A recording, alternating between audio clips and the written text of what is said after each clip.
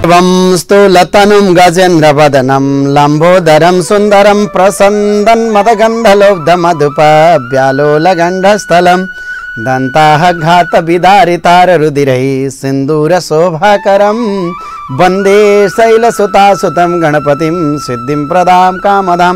माघ महात्म्य र स्वस्थानी प्रारम्भ भइसकेको छ र विभिन्न घर घरमा नेपालीको आफ्नै मौलिकता आफ्नै प्रकारको जुन प्रकारले व्रत गर्ने उपवास गर्ने प्रचलन रहेको छ माघ महिनामा र हामी स्वस्थानी व्रत गर्ने गर्छौं र स्वस्थानीको भगवती परमेश्वरीको व्रत गर्दै कथा श्रवण गर्ने पनि गर्छौं र भगवतीको व्रत गर्नाले र भगवतीको पूजा गर्नाले मनचाहेको इच्छित वर प्राप्त हुन्छ भन्ने विश्वास पनि छ र विश्वासपूर्वक हामी श्रद्धा भक्ति साथ भगवती स्वस्थानी माताको आराधना गर्ने गर्छौं। घर घरमा व्रत प्रारम्भ पनि सुरु भइसकेको छ।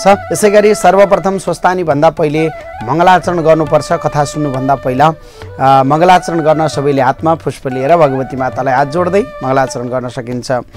यं ब्रह्मा वरुणेन्द्र रुद्रमरुत स्तुवन्ति देव्यै सबै वेदै साङ्गपदाक्रमोपनिषदैर्गायन्ति यं सामगां ध्यानावस्थिततद्गतेन मनसा पश्यन्ति यं योगिनी यस्यान्तं न विदुषुरासुरगणा देवाय तस्मै नमः।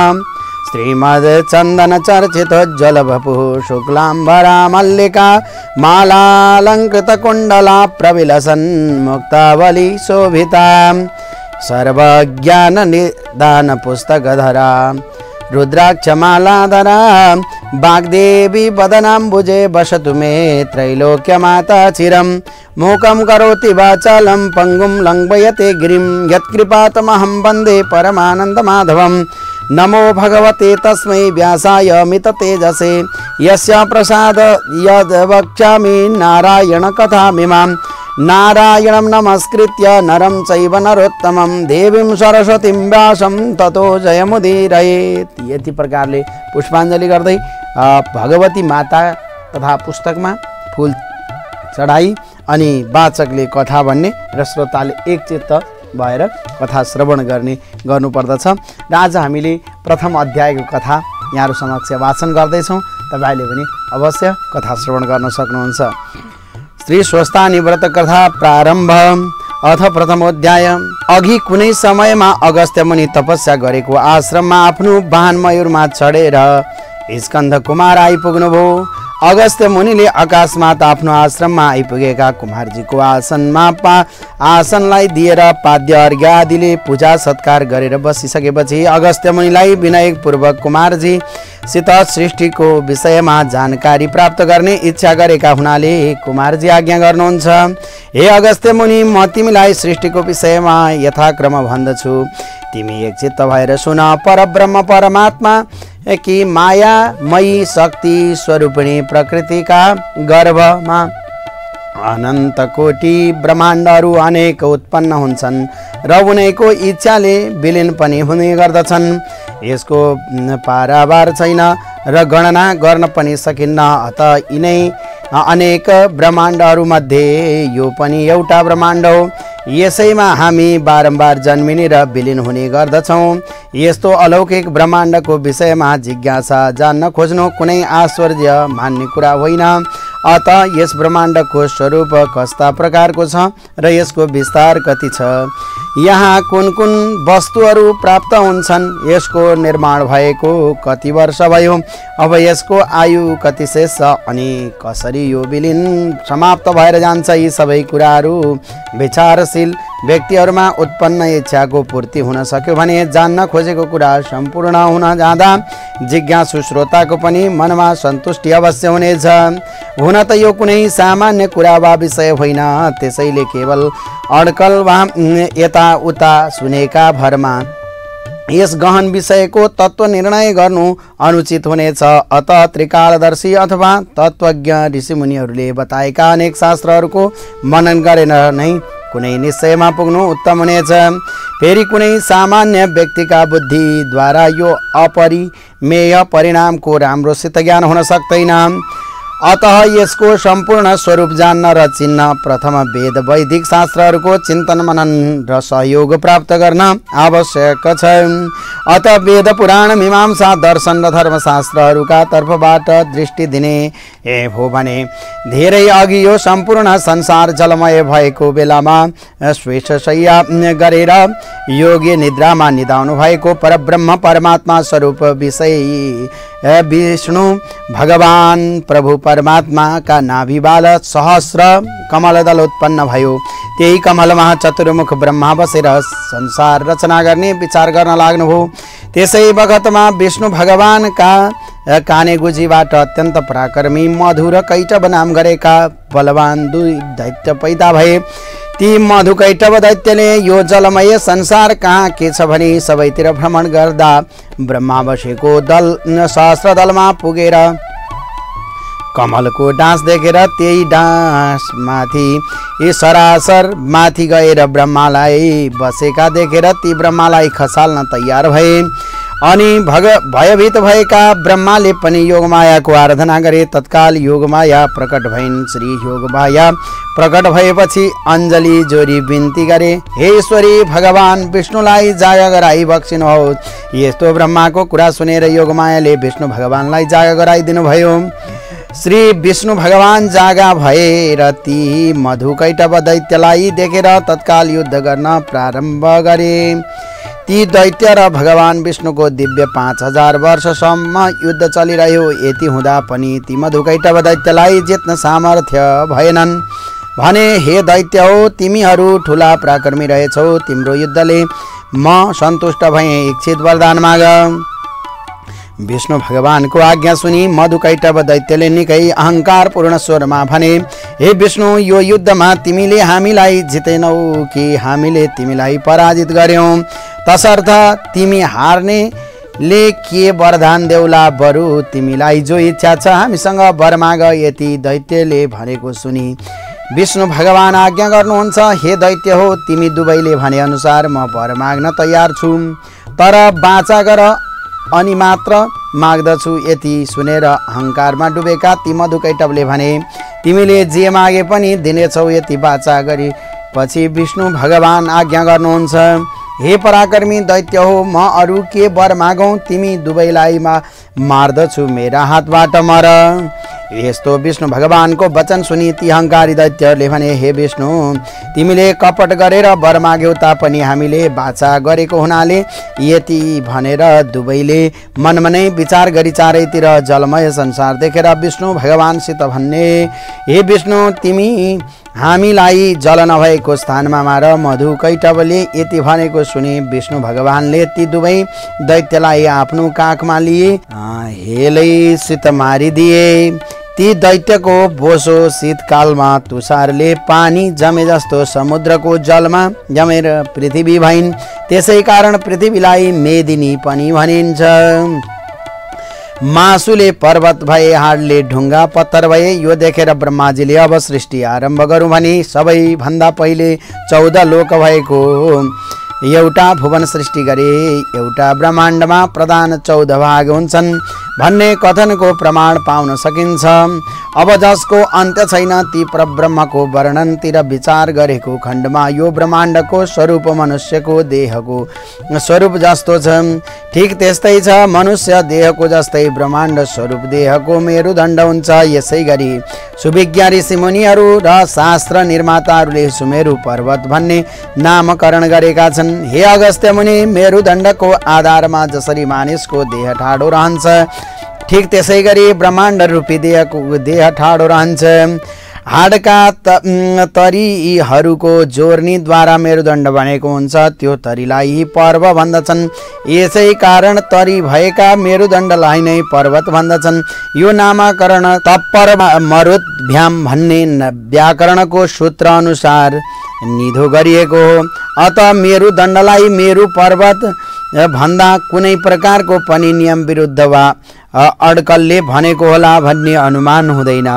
विज्ञानको त्यही प्रमाण अथवा आधारमा ब्रह्माण्ड रूपी देह उभ्याउने मध्यभागका पर्वहरूको सन्धि जोड्ने हुने स्थानलाई मेरु पर्वत वा सुमेरु पर्वत भनिएको हो। यो सुमेरु पर्वत भनेको ब्रह्माण्ड रूपी शरीरको रीढ वा मेरुदण्ड हो। यो मेरुदण्ड ब्रह्मरूपी देहको बीचमा पर्दछ। यही मेरुदण्डको आधार नै ब्रह्मरूपी शरीर ठडिएर रहन्छ। फेरि देवी लीला र महिमा अनन्त र वर्णित हुनाले यसैलाई हेमाद्री सुवर्णगिरी आदि सौन्दर्ययुक्त वर्णनद्वारा नै गुणगान तथा प्रशंसा गरिन्छ। हे अगस्त्य मुनि, यो भूलोकदेखि अलिकति तल स्वर्गलोक भन्दा केही माथि यो सुमेरु पर्वतको विस्तार भइल्याउ छ। विन्ध्याचल हिमालय आदि ठुला ठुला पर्वतहरूले जसरी थामेर दृढ राख्दछन् त्यस्तै गरी ब्रह्माण्डलाई सुमेरु पर्वतले दह्रो पारी राख्दछ। उपरोक्त सबै स्थूल पर्वतहरू हुन्। यसैको आधारमा विशाल ब्रह्माण्डलाई 14 भागमा विभाजित गरिएको छ। ती 14 विभाजित अङ्गहरूका नाम हुन् भूर्लोक, भूवरलोक, स्वर्लोक, महल्लोक, जनलोक, तपलोक र सत्यलोक। यति माथिका अनि अतल, वितल, सुतल, तलातल, महातल, रसातल, पाताल, यसै गरी रसातल, पाताल आदि यी 14 लोक मध्ये तलका अतल आदि 7 लोकमा इन्द्रिय भोग विषयक सुख स्वर्गलोक भन्दा पनि बढ्ता हुनाले जान्ने मानिसहरूले यी लोकलाई बिल्व स्वर्ग पनि भनेको वा मानेका छन्। अत यहाँ इन्द्रिय सुखका लागि लोभी दैत्य दानव गण अनेक थरीका नाना गण इन्द्रिय सुखमा निमग्न भएर निवास गर्दछन्। धेरजसो तिनीहरू दैवी प्रवृत्तिको विरुद्धमा आसुरी विचारका प्रतिपालक मानिन्छन्। तसर्थ आफ्ना आसुरी विचार वा प्रकृति अनुसार भोग्न त्यही अधलोकमा खुसी मानिरहन्छन्। अब माथिल्ला 7 लोक मध्ये भूवरलोक यी दुवैलाई भौम स्वर्ग पनि भन्दछन्। बिल्व स्वर्ग र दिव्य स्वर्गको माझमा विद्यमान यो भौम स्वर्गलाई मध्यम श्रेणीको स्वर्ग भन्ने प्रमाण पनि पाइन्छ।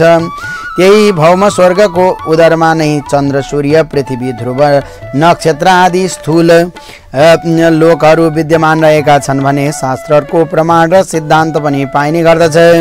यसभन्दा माथिको लोकलाई दिव्य स्वर्ग भन्दछन्। जहाँ देवराजेन्द्रको राज्य छ त्यसैलाई महेन्द्र स्वर्ग पनि भन्दछन्। यो भन्दा माथिको लोकलाई महरलोक भन्दछन्। त्यही प्रजापत्य स्वर्ग पनि कहिन्छ। योदेखि माथितिर ब्रह्म स्वर्ग छ। त्यो ब्रह्म स्वर्गमा जनलोक, तपलोक र सत्यलोक 3 लोक पर्दछन्। त्यो भौम स्वर्ग भन्दा माथि स्वर्लोक लाई दिव्य स्वर्लोक भन्दछन्। त्यसपछिको महरलोकलाई प्रजापत्य स्वर्ग भन्दछन्। अनि जनलोक, तपलोक र सत्यलोक यी 3 ब्रह्म स्वर्ग कहिन्छन्। यी दिव्य, प्रजापत्य र ब्रह्म स्वर्गमा सात्विक प्रकृति भएका उन्नत विचार र अनेक धर्म कर्म गर्ने गुणात्मा व्यक्तिहरू पनि पुण्यको नियम अनुसार क्रमशः माथिल्ला तथा अझ उच्च माथिल्ला लोकमा निवास गर्दछन्। यस्ता कथनको वर्णन महर्षि पतञ्जलिको योग दर्शनमा विचारले गरिएको छ। सुयज्ञ विद्वानका लागि अब अवलोकनको योग्य छ। अभिची नरकदेखि मेरु पृष्ठसम्मको भागलाई भूवरलोक भन्दछन्। मेरु पृष्ठको मास्तिर ध्रुवलोकसम्म नक्षत्र ग्रह र ताराहरूको निवास स्थानलाई अन्तरिक्ष वा भूवरलोक भन्दछन्। यो लोकभन्दा माथि महेन्द्र स्वर्ग अनि यो भन्दा मास्तिर प्रजापत्य स्वर्ग पनि। फेरि प्रजापत्य स्वर्ग भन्दा माथि भौम स्वर्ग अथवा भूलोक र भूवरलोक भित्र नै यो जहाँ हामी सबै प्राणीहरू छौँ। हामीहरूको पृथ्वी छ त्यसलाई कोही संसार भन्दछन्, कोही दुनियाँ पनि भन्दछन्। कतिपय जान्नेहरू व्यक्तिका लागि त्यही नै भूलोक पनि भन्दछन्। यसै फेरि अनेक शास्त्रहरूले स्थानको वातावरण अनुसार यसलाई नै भूवरलोक पनि मानेका छन्। फेरि त्यही भूलोकलाई अनेक शास्त्रहरूले 7 भागमा विभक्त गरेको वर्णन पनि पाइन्छ। ती 7 भागलाई अलग अलग पार्ने वा सीमा निर्धारण गर्ने ठुला ठुला अगाध 7 सिन्धुहरू पनि हुन्छन्। यस्तै समुद्रलाई 7 समुद्र पनि शास्त्रले मानेका छन्। यी समुद्र र द्वीपहरूको विभाग चाहिँ संसारका प्रत्येक प्राणी भिन्न भिन्नै रूप र गुणबुद्धि भएका झैँ ती समुद्र र द्वीपहरू छुट्टा छुट्टै छैनन्। बरु केराको थाम पत्रै पत्र भए झैँ अथवा कमलको फुल खुम्चिएको जस्तै एकले अर्कोलाई ढाकिरहेको हुन्छ। ती विशाल 7 द्वीपमध्ये 6 द्वीपका माझमा रहेको यो निकै ठुलो रूप भएको हुनाले स्पष्ट देखिने, जसमा हामी समस्त चराचर जीव निवास गर्दछौँ। यो जम्बुद्वीप कहिन्छ। यस द्वीपलाई क्षार नुनिलो सिन्धुले सबैतिरबाट घेरिरहेको छ। त्यसपछि जम्बू द्वीपकै नजिकमा प्लक्ष नाम गरेको द्वीप छ। त्यस द्वीपलाई इक्षु नामको समुद्रले घेरिराखेको छ। त्यस पछाडि कुशद्वीप छ, त्यसलाई घृत नामको समुद्रले घेरिरहेको छ। अनि चौथो क्रोञ्च नाम गरेको द्वीप छ, त्यसलाई दधिमण्डोद समुद्रले घेरिरहेको छ, अर्थात् त्यसको चारैतिर दहीको समुद्र छ। अनि शाकद्वीप छ, त्यसलाई स्वच्छ दुधको समुद्रले चारैतिरबाट घेरिरहेको छ। अनि अन्तिममा 7औं पुष्कर द्वीप हो, त्यसलाई जल नामक समुद्रले घेरिरहेको छ। यी 7 द्वीपहरूमा माझको सबैभन्दा सानो जम्बुद्वीप नै मानिएको छ। त्योभन्दा बाहिरको प्लक्ष द्वीप त्योभन्दा जम्बुद्वीपको दोब्बर ठुलो छ। त्यही क्रमले एउटा भन्दा अर्को समुद्र र द्वीपहरू उभन्दा ठुलो भएर बढ्दै गएका छन्। यो शास्त्रीय प्रमाण हो। यस प्रकारका 7 समुद्र र 7 द्वीपले चारैतिरबाट घेरेको सम्पूर्ण स्थानलाई नै भूलोक भनिन्छ वा भन्दछन्। अनि भूलोक, भूवरलोक र स्वरलोक चाहिँ बराबर परिमाणका मानिएका छन्। उपर्युक्त तीनै लोकमाथिका 4 लोक भन्दा निकै विस्तृत छन्। फेरि यो मृत्युलोक र भूलोकको प्रत्यक्ष सम्बन्ध छ भन्ने मान्दछन्। यी द्वीप र समुद्रको मानचित्र संक्षेपमा दर्शाइए तापनि अझ विस्तृत हेर्नुहोस्। यी 7 समुद्र र द्वीपहरू छैनन् भन्न सकिन्न, किनकि ती प्रत्यक्ष छन्। अनेक पुराण र शास्त्रहरूमा हुँदै नभएको मिथ्या वर्णन मात्र गरिएको हो भन्ने अनेक शङ्का गर्ने सज्जनहरूको पनि न्यूनता छैन। तर त्यो उहाँहरूको भूल वा अज्ञान हो, किनकि उपर्युक्त समुद्र, यहाँ देखिने प्रशस्त महासागर, अन्ध महासागर, हिन्द महासागर, लाल सागर जस्ता सागर होइनन्। यी अन्तरिक्षका अनेक थरीका सामग्रीहरूबाट तयार भएको स्वच्छ वातावरण रूपी उदधी समुद्र हुन्। बन्द गोबीको पात चाहिँ एउटा माथि अर्को र त्यसमाथि फेरि अर्को गरेर बेरिएका हुन्छन्। हामीहरू भएको त्यही जम्बुद्वीपलाई भारत वा भारतवर्ष पनि भनिन्छ। हिजो आजको भूगोलद्वारा हामी जुन पृथ्वीलाई जप्छौँ त्यही नै भारतवर्ष हो। त्यसैलाई भारत खण्ड पनि भन्दछन्, जसलाई हामी भारतवर्ष भन्दछौँ त्यो वास्तवमा भारत द्वीप हो। यही भारत द्वीपलाई हिन्दुस्तान पनि भनिन्छ। यो जम्बुद्वीप अथवा भारतवर्ष नाम भएको भूमिको तलतिर अर्थात् जलको मास्तिर निर्लोक, भूलोक, भूवरलोक र स्वरलोक भित्र नै भूलोकको दाहिनेतिरको मैदानमा पितृलोक, प्रेतलोक र नरकलोक यी 3 लोकहरू पनि विद्यमान छन्। अभिचीदेखि मेरुपृष्ठसम्मको स्थानलाई भूलोक भनिएको छ। यसै कारण पितृलोक र प्रेतलोक र नरकलोक यी 3वटा लोकहरू भूलोक भित्र नै पर्दछन्। यो सुविज्ञले बुझेर अरूलाई पनि बुझाउने विषय हो।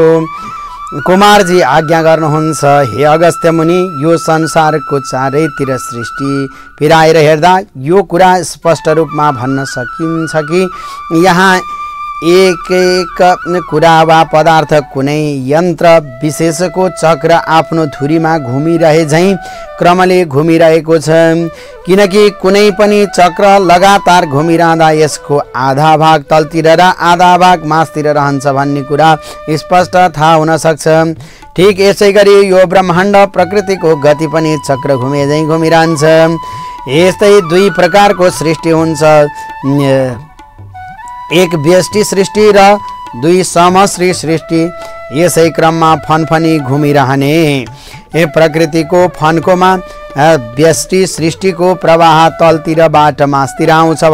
अतएव यो तमोगुणबाट उक्लँदै सत्वगुणसम्म पुग्दछ। यसको विपरीत समष्टि सृष्टिको प्रवाह चक्र चाहिँ माथिबाट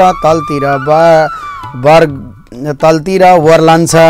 यही क्रमले यो ब्रह्माण्डमय प्रकृतिमा अथवा सृष्टिको अनादिकालमा सत्वगुण प्रधान सत्ययुग प्राप्त हुन्छ। त्यसपछि रजोगुण र तमोगुण प्रधानता अनुसार नै यी त्रेता द्वापर कलिहरू उत्पन्न हुँदै रहन्छन्।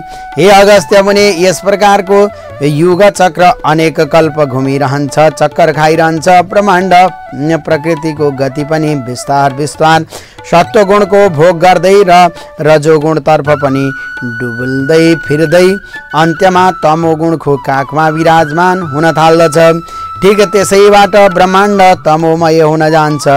जुन कल्प चलिरहेको छ त्यो प्रलयको विशाल उदरमा जान्छ। यसैलाई महाप्रलय सृष्टिको अवसान कल्पान्त अथवा ब्रह्माण्ड प्रकृतिको एक चक्रवर्त गतिको समाप्ति भन्दछन्। यो निर्विवाद सत्य हो। कुमारजी आज्ञा गर्नुहुन्छ। हे अगस्त्य मुनि, यो ब्रह्माण्ड प्रकृतिको घुमिरहने चक्रको गतिको सिद्धान्त अनुसार यो कुराको निश्चय गर्नु युक्ति नै हुन आउँछ। यसको अर्थ के भने ती ब्रह्माण्ड प्रकृतिमा सबभन्दा पहिले सत्वगुण बढी भएका विकास हुनाले पहिलो सृष्टिमा उत्पन्न हुने मानवहरू पनि पूर्ण रूपेण सत्वगुणी नै हुन्छन्। तर दैवी जगतमा ठिक यसको विपरीत अपूर्ण तमोगुण बढी हुने असुरहरू उत्पन्न हुन्छन्। किनकि ब्रह्माण्ड प्रकृतिको वा समष्टि सृष्टिको गति तलतिर नै गइरहने हुनाले यसको क्रम चलाउने तामसिक शक्ति भएका असुरगणहरू पहिले नै उत्पन्न हुन्छन् अनि मात्र देवताहरूको सृष्टि हुन्छ। अत दैवी सृष्टिमा प्रथम अपूर्ण असुरहरू उत्पन्न हुन्छन् अनि देवताहरू उत्पन्न हुन्छन्। मनुष्य सृष्टिमा चाहिँ प्रथम परिपूर्ण मानव उत्पन्न हुन्छन्। त्यसपछि क्रमले कर्तव्य र अधिकारको नियम अनुसार यस सृष्टिको गति वेग तल तल झर्दै आउँदा थोरै ज्ञान र अत्यल्प शक्ति भएका मानव उत्पन्न हुन थाल्दछन्। कुमारजी आज्ञा गर्नुहुन्छ। हे अगस्त्य मुनि, समस्त पदार्थको शक्ति मनन र चिन्तन गरेर नसकिने खालका छन्।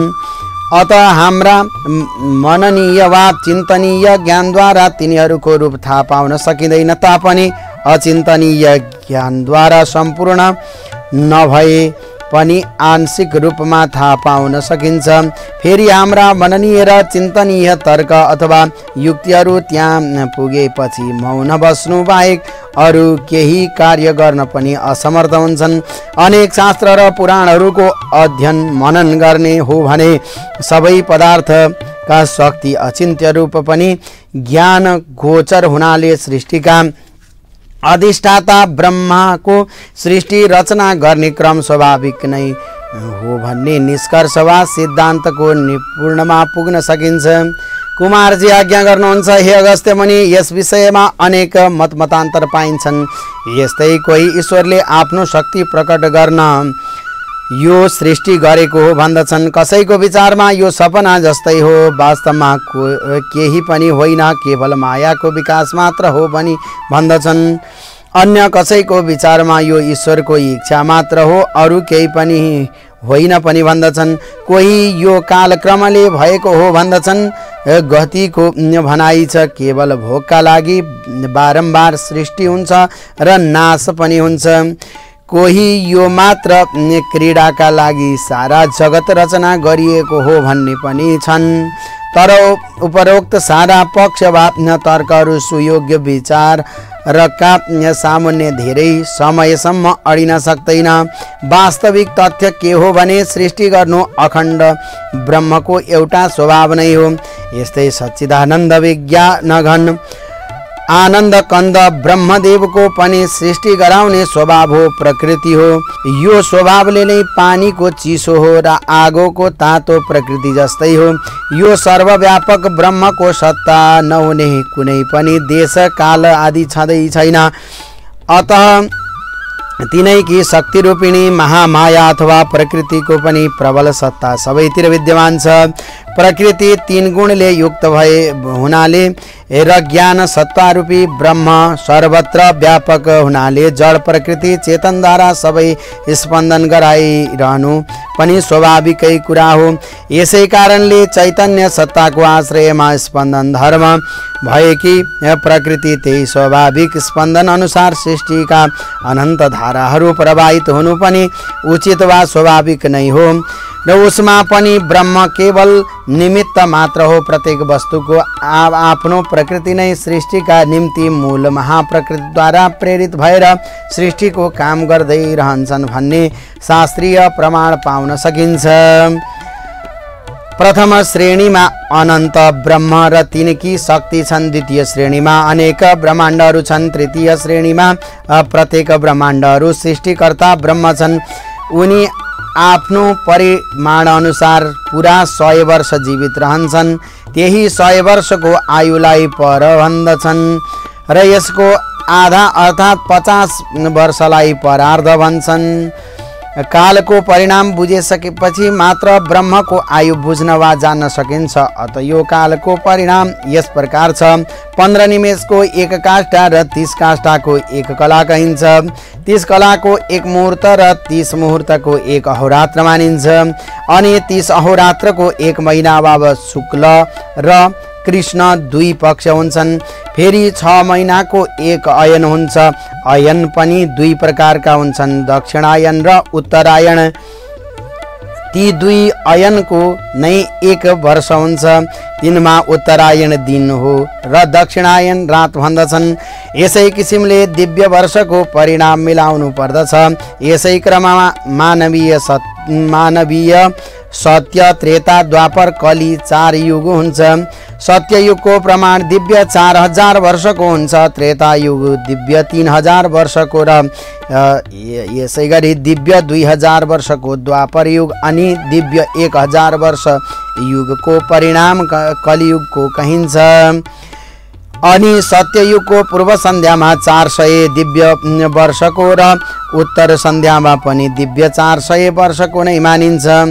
यसै प्रकार त्रेतायुगको पूर्व सन्ध्या दिव्य 300 वर्षको र उत्तर सन्ध्या पनि दिव्य 300 वर्षको नै मानिन्छ। फेरि द्वापर युगको पूर्व सन्ध्या 200 दिव्य वर्षको र उत्तर सन्ध्या पनि दिव्य 200 वर्षको हुन्छ। अनि कलियुगको पूर्व सन्ध्या र 100 दिव्य वर्ष, उत्तर सन्ध्या 100 दिव्य वर्षको हुन्छ। अत ती सबैको जोड गर्दा 10,000 दिव्य युग वर्ष हुन्छ। अत युग सन्ध्याको परिमाण दिव्य 2000 वर्ष भयो। यो पनि जोड्दा जम्मा 12,000 दिव्य वर्ष भयो। यही दिव्य 12,000 वर्ष नै सत्य त्रेता द्वापर र कली 4 युग समाप्त हुन्छन्। कुमारजी आज्ञा गर्नुहुन्छ, हे अगस्त्य मुनि, कल्पको आदिमा नारायण नामका ब्रह्माले सृष्टि गरेको किसिम भन्दछु। एकाग्र चित्रले सुन। अघि कल्पान्तमा निद्राबाट उठेका सत्ययुगी महाप्रभु ब्रह्माले सम्पूर्ण लोक शून्य भएको देखेर यो जलमय जगतमा पूर्व कल्पको अन्त्यमा पृथ्वी अवश्य जल भित्र डुबेकी होलिन् भन्ने निश्चय गरेर ती जलमा डुबेकी पृथ्वीलाई माथि झिक्ने इच्छा गरेर अघिका कल्पहरूमा जस्तै मत्स्य कच्छप आदि रूप धारण गर्नुभयो।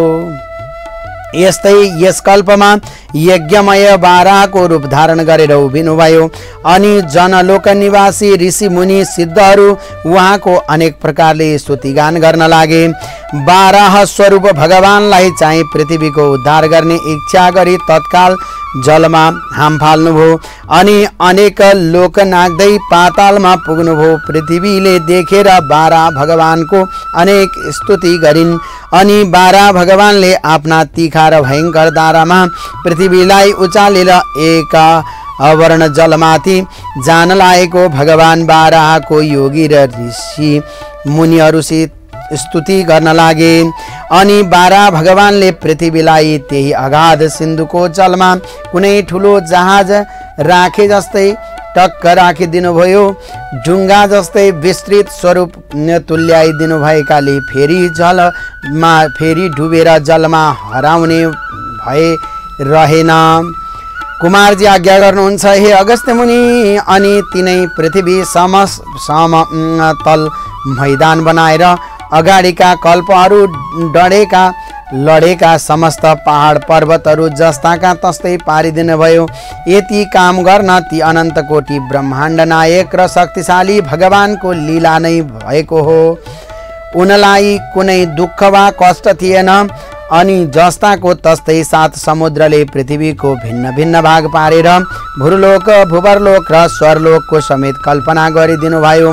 यति गर्दा गर्दै रजो मूर्ति ब्रह्मा तत्काल चतुर्मुखी ब्रह्माको स्वरूप परिणत बदलिदिनु भयो। साक्षात नारायण नै चतुर्मुखी ब्रह्मा बनेर संसार सृष्टि गर्न आरम्भ गर्नुभयो।